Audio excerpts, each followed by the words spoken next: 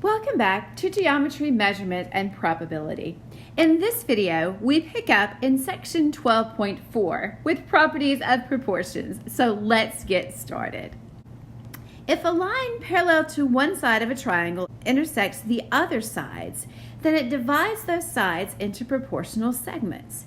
So you'll see here in the bottom proportion, x is to y as z is to w. Or we can flip it as you see in the top proportion. Now, if a line divides two sides of a triangle into proportional segments, then that line is parallel to that third side. And if parallel lines cut off congruent segments on one transversal, then they cut off congruent segments on any transversal. Look at example 6.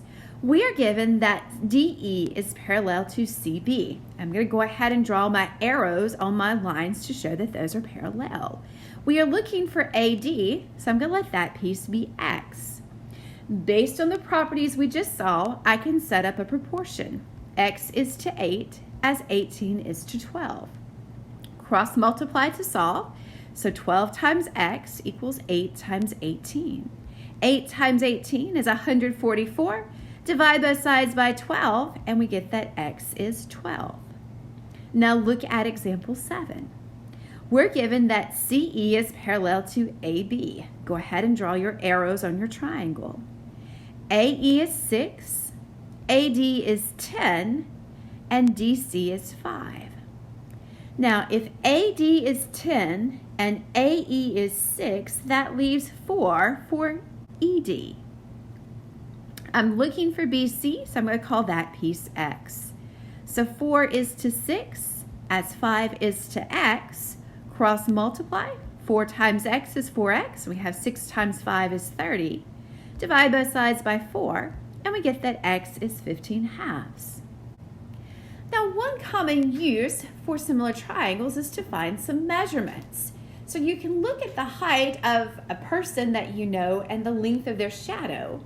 And you can use that to estimate the height of a pyramid or the height of a tree. Look at example 8.